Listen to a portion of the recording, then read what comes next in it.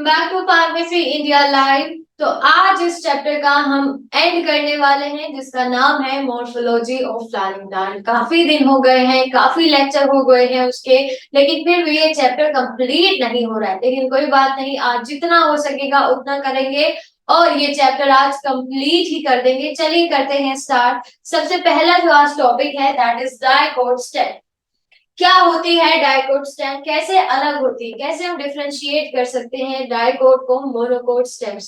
ठीक है, यही चीजें हमें पढ़नी है। देखिए सिमिलर होगा, जैसे रूट्स में हमने पढ़ा था वैसे ही यहाँ पर होगा, लेकिन कुछ चीजें ऐड हो जाएंगी क्योंकि स्टेम है ना।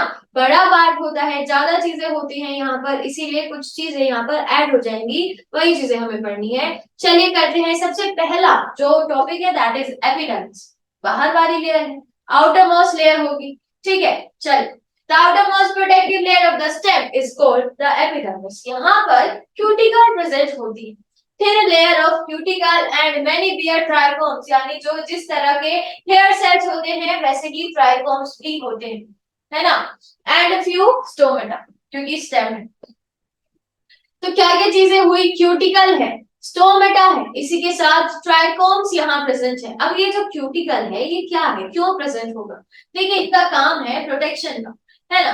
The cuticle protects the tissues from injury as well as diseases from the entry of fungal spores and bacteria also help to prevent loss of water, यानी जो ट्रांसपिरेशन होता है, लॉस ऑफ वाटर होता है, वो फालतू में ना हो, एक्स्ट्रा ना हो, तो यही काम होता है, प्रोटेक्शन का काम होता है इस क्यूटिकल का। नेक्स्ट आ जाते हैं दैट इज कोर्टेक्स। अब यहाँ पर जो कोर्टेक्स होगा उसमें कुछ लेयर्स प्रेजेंट होती हैं। सबसे पहली होगी हाइपोडर्मिस, बिल्कुल एपिडर्मिस के एकदम नीचे होगी हाइपोडर्मिस। ये जो हाइपोडर्मिस लेयर होती है it is just below the epidermis, consisting of collenchymatous cell, जिनके पास क्लोरोप्लास्ट होता है। याद रखिएगा कोलन काइमेटस सेल यहाँ पर नाम आया है, अभी तक हमने जो रूट पढ़ी थी उसमें सिर्फ पैरन काइमेटस सेल्स थे, लेकिन यहाँ से शुरुआत होती है कोलन काइमेटस सेल्स की। ठीक है, कोलन काइमेटस सेल होंगे, इसी के साथ साथ यहाँ पर क्लोरोप्लास्ट भी प्रेजेंट होगा। नेक्स्ट बात करते हैं जनरल कोर्टेक्स की। हाइपोडर्मिस के एकदम नीचे वाली layer it consist of few layers of parenchymatous cell. यहाँ पर वापस आ जाती है parenchymatous cell and are thin walled, have a big intercellular space and may contain chloroplast. ठीक है, नेक्स्ट और लास्ट है दैट इज एंडोडर्मिस। ये जो एंडोडर्मिस होती है ये जनरल कॉर्टेक्स के नीचे होगी और बैरल शेप्ड सेल होती है सराउंडिंग द स्टेम। ठीक है, बैरल शेप्ड सेल्स होगी यहाँ पर जो कि स्टील के बाहर प्रेजेंट होगी, है ना। तो चलिए एक बार फ्लो चार्ट बना लेते हैं जितनी जितनी भी चीजें हमने अभी तक पढ़ी। एक और इम्पोर्टेंट चीज कि ये जो लेयर होती है एंडोडर्मिस, जब सनफ्लावर का जो पेड़ होता है ना, उनके पास उनकी जो स्टेम होती है वो भी तो आपके डाइकोट स्टेम ही है, तो उनके पास ये जो होंगी इनके पास स्टार्च प्रेजेंट होता है ना। ये कंटेन करके रखती है स्टार्च को, तो इसीलिए उनको क्या कहा जाता है, स्टार्च शीट। सनफ्लावर जैसे पेड़ में ये क्या कहलाती हैं, स्टार्च शीट। चलो अब बना लेते हैं एक फ्लो चार्ट। क्या क्या चीजें हमने पढ़ी, सबसे पहला है एपिडर्मिस, एपिडर्मिस, उसके बाद कोर्टेक्स, कोर्टेक्स के अंदर तीन चीजें हमने पढ़ी हैं, हाइपोडर्मिस, हाइपोडर्मिस के बाद आती है आपकी जनरल कोर्टेक्स, और जनरल कोर्टेक्स के बाद लास्ट आती है एंडोडर्मिस। ठीक है, तो यहाँ के बाद स्टार्ट हो जाता है आपका स्टेम। अब स्टील में क्या क्या चीजें आनी है वही तो हमें पढ़ना है। चलो करते हैं स्टार्ट। नेक्स्ट बात करते हैं पेरिसाइकल। स्टील यहाँ से स्टार्ट हो चुका है, पेरिसाइकल की बात करेंगे। The cells are sclerenchymatous. अब सारी चीजें आ गई, यहाँ कोलन काइमेटस भी आ गया, पैरन काइमेटस भी आ गया और स्क्लेरन काइमेटस भी आ चुका है। ठीक है, the cells are scleran chimeras with a lignified cell wall। यहाँ पर lignified cell wall का मतलब होता है कि जो सेल वॉल है उसमें लिग्निन प्रेजेंट होगा। ठीक है, लिग्निन प्रेजेंट होगा। स्क्लेरन काइमेटस के सेल्स के साथ साथ यहाँ पर कुछ पैरन काइमेटस सेल्स भी प्रेजेंट होती हैं जो कि ऐसे ही बीच बीच में पड़ी रहेंगी।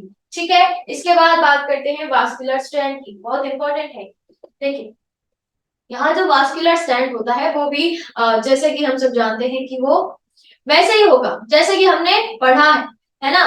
देखिए कैसे, the vascular stent consists of many vascular bundles arranged in the form of a ring around the central pit and inner to pericycle, यानी पेरिसाइकल के नीचे जो पित्त होता है उसके एक सेंट्रल रिंग में वो प्रेजेंट होगा। यहाँ जो वास्कुलर स्टेंट होता है इसकी कुछ प्रॉपर्टीज जैसे देखिए, द वास्कुलर बंडल्स आर दस, कैसा होगा, कंजॉइंट, कोलेटरल, ओपन, इसी के साथ साथ एंडार्क प्रोटोजाइलम।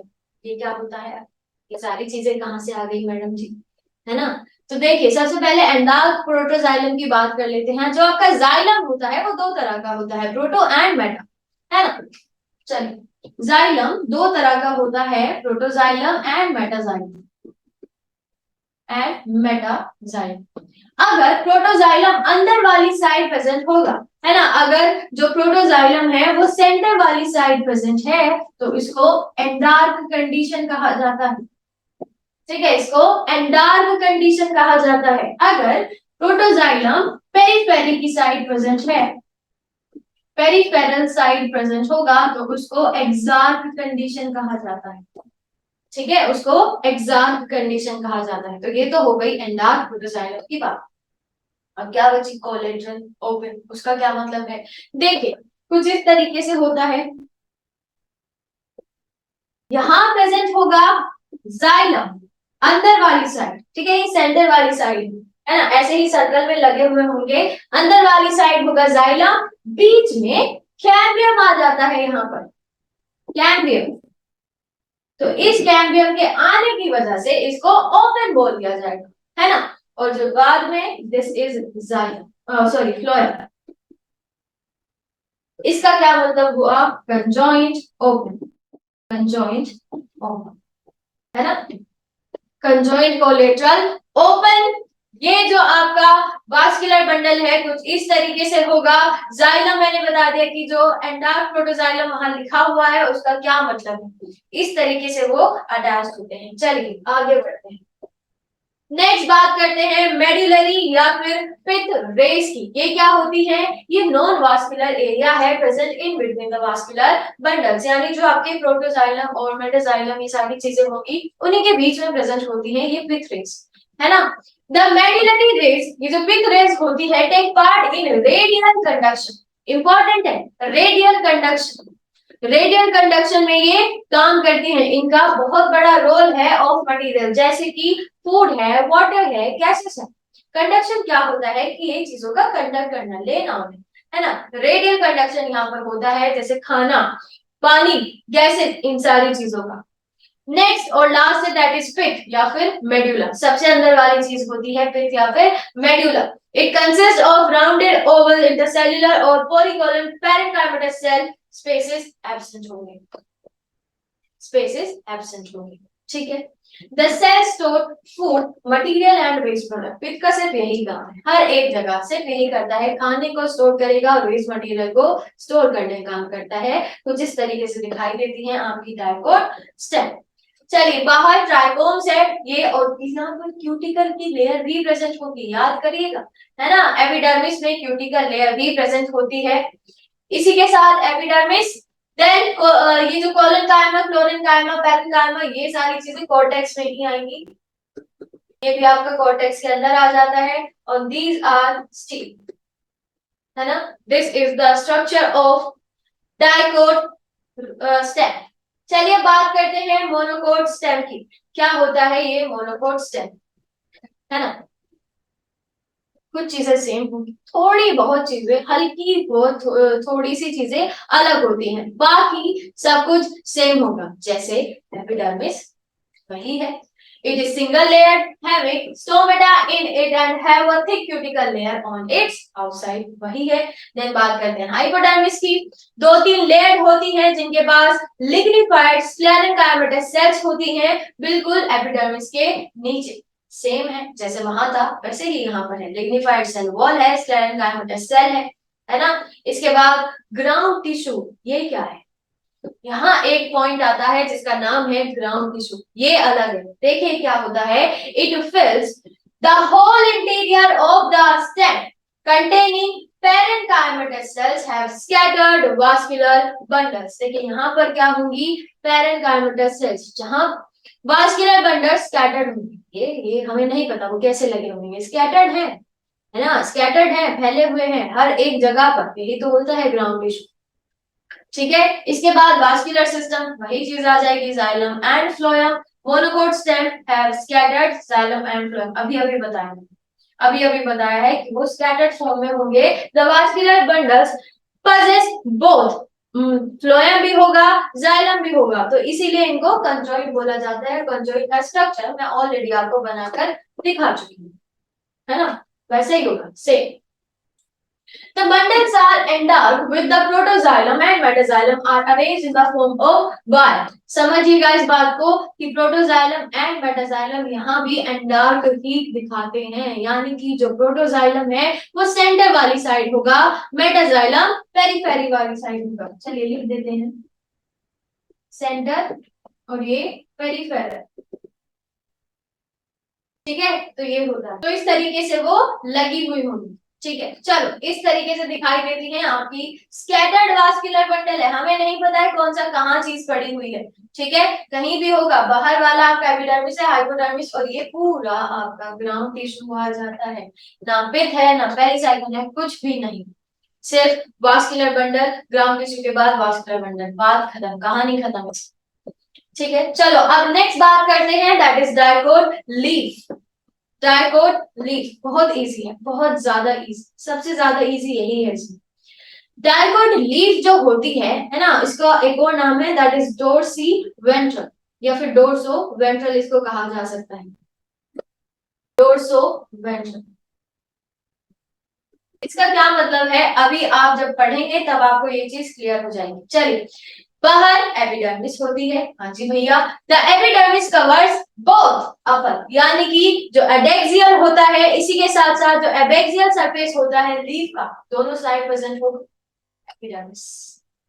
बाहर ऊपर वाला जो लेयर होती है ना, लीफ ऐसी तो होगी, ऐसी तो लगी हुई होती है, ये एडेक्सियल होता है, दिस इज एबैक्सियल, है ना, ये लीफ है, और वो ऐसे नहीं होगी, ऐसे नहीं खड़ी हुई होती है लीफ, वो ऐसे पड़ी हुई होगी।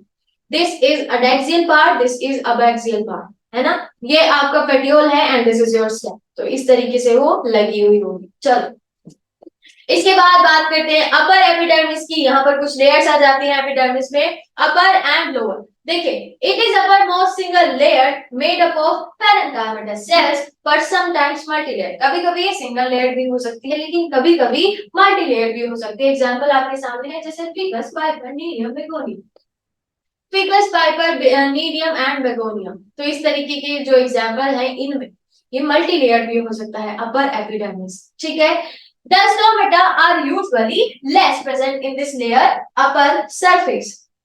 यहाँ पर जो स्टोमेटा है वो बहुत ही ज्यादा कम होता है, लेस होता है ना, और कोई भी क्लोरोप्लास्ट यहाँ प्रेजेंट नहीं होगा, यानी कि ये फोटोसिंथेसिस में पार्ट नहीं लेंगे, these do not take part in photosynthesis, नहीं होगा यहाँ पर भैया जी। ठीक है, नेक्स्ट आ जाते हैं लोअर एपिडर्मिस पे, बार भर के होगा क्लोरोप्लास्ट भी, यहाँ पर स्टोमेटा भी होगा, है ना। इसके बाद दीज आर सब stomatal cavities present below the stomata for the gaseous exchange. क्या होगा, यहाँ पर कैविटीज होगी जिसकी मदद से गैसियस एक्सचेंज इजीली हो जाएगा, है ना। स्टोमेटा होगा, क्लोरोप्लास्ट होगा, तो फोटोसिंथेसिस भर भर के होगा, यहाँ पर फोटोसिंथेसिस होगा। ठीक है, इसके बाद बात करते हैं मीजोफिल सेल्स की।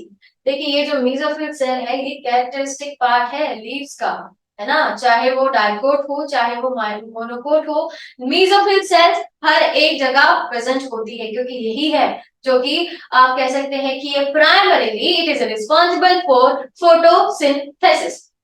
It is differentiated into two parts in the dorsiventral leaves, that is upper palisade and lower spongy parenchyma। तो ये दो पार्ट में डिवाइड होता है, upper palisade, lower spongy।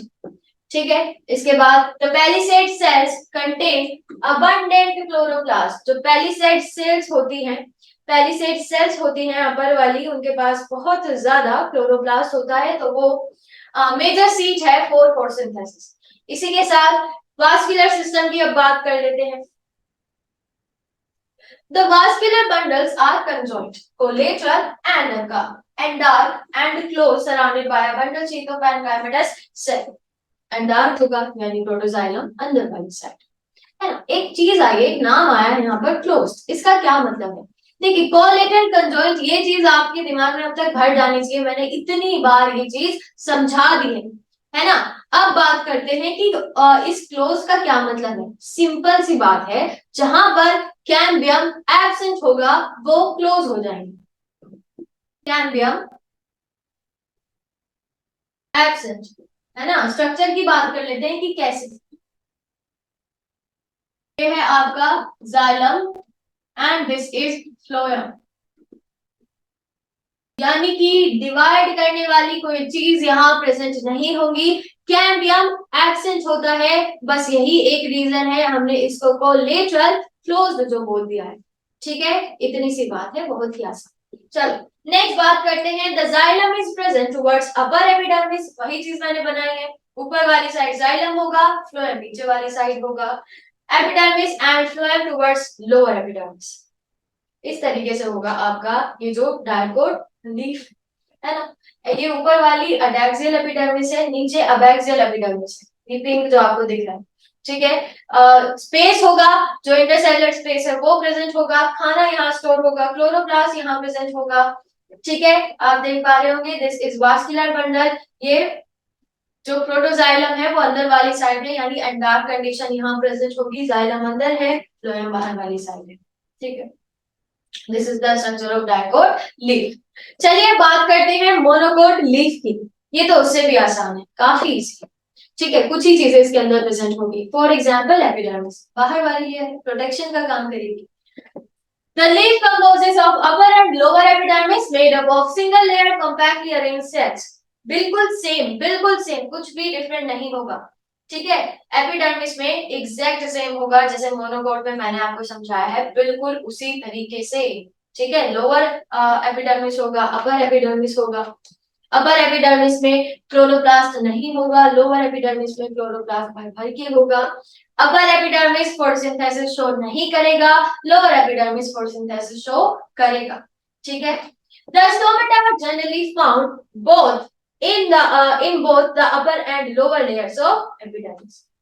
At some places, the epidermis possess large size, thin walled, colorless, protruding cells called biliform of motor cells. देखिए यहाँ पर कुछ सेल्स प्रेजेंट होती हैं जिनका कोई भी कलर नहीं होगा, कलरलेस प्रोट्रूडिंग सेल्स होती हैं वो, जिनका नाम बुलीफॉर्म है, या फिर मोटर सेल्स भी आप उनका नाम ले सकते हैं। ठीक है, इसके बाद आता है मेसोफिल सेल, ये वही है जिसके पास पॉलिनकाइमेटस सेल होती है। और क्या होगा यहाँ पर, the intercellular spaces are connected the to with substomatal cavities. और ये जो कैविटीज होती हैं, ये काम तो मैंने ऑलरेडी बता दिया है, गैसेस एक्सचेंज। ठीक है, ये काम होता है क्योंकि भैया खाना यही बनना है, मेसोफिल सेल में यही तो होता है आपका क्लोरोप्लास्ट प्रेजेंट। ठीक है, तो यही चीज है जहां पर फोटोसिंथेसिस एक्चुअली में होता है ना। बात करते हैं वास्कुलर बंडल, ये कैसा होगा। Large number of vascular bundle is present, some of them are small and some of them are big. Each vascular bundle is surrounded by a bundle sheath of parenchymatous cell. अब यहाँ पर एक नाम आया है बंडल शीथ। ठीक है, जैसे मेसोफिल सेल है वैसे ही बंडल शीथ है। वास्कुलर बंडल एक शीथ में कवर होती है, एक लेयर में कवर होती है, जिनको हमने बंडल शीथ बोल दिया है, जो कि बनी हुई होती है पैरेन्काइमेटस सेल से। पैरेन्काइमेटस सेल से ये बनी हुई होगी। ठीक है, कौन सी सेल्स कहाँ प्रेजेंट होगी, इट इज इम्पोर्टेंट। ठीक है, कौन सी सेल कहाँ प्रेजेंट होगी ये बहुत जरूरी है, बहुत जरूरी। चलो इसके बाद बात करते हैं, the vascular bundles are conjoint, collateral and dark and closed. Same है, कुछ भी चेंज नहीं होगा यहाँ पर, सिर्फ एक होगा बंडल शीट का, बाकी सब कुछ सेम होने वाला है। चलिए इस तरीके से दिखाई देती है आपकी ये जो मोनोकोट लीफ होती है। Upper layer, lower layer, cuticle यहाँ भी होगा, क्यूटिकल यहाँ भी होगा, बीच में आपका जाइलम है, एंड डार्क कंडीशन होगी। ठीक है, बंडल शीट प्रेजेंट होगी, ये जो बाहर वाली लेयर आपको दिख रही है दिस इज बंडल शीट, जिसके अंदर वास्कुलर बंडल मतलब कवर होगा। ठीक है, तो ये होता है स्ट्रक्चर ऑफ मोटोकॉर्ड।